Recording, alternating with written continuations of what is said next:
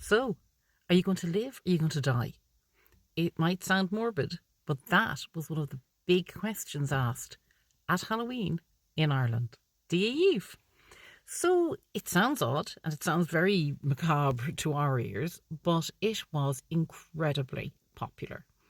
And it just was, I suppose, a more robust era.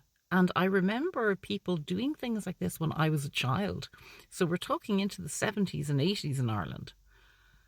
People wanted to know, literally, would somebody die before the next year, the next celebration?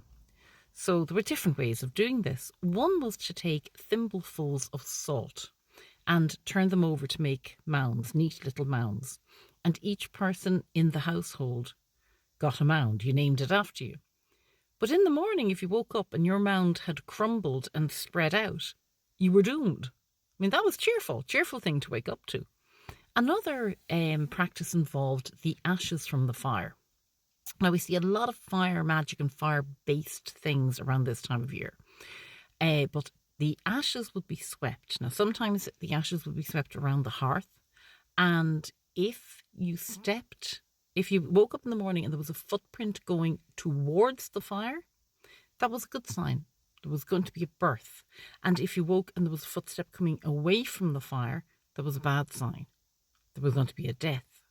If there were no footprints, everything would remain the same.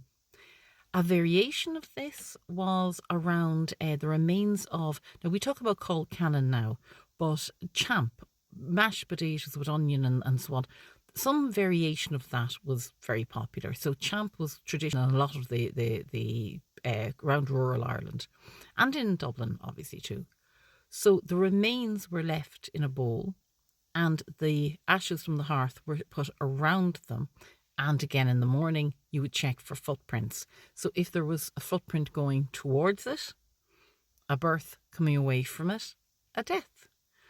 We used to put things into saucers. There would be water in one, there would be, I think, oil in another, and but there was soil in one of them. And if you were blindfolded and led to the table, and these were mixed up and you put your hand into one of them, if you chose the one with soil, you were doomed. And the answer at the end of a lot of these games was, you're doomed. So you might get marriage, you might get a birth, you might get a voyage across the sea, immigration, or you might just be dead by next Halloween. You take your chance. All part of the fun.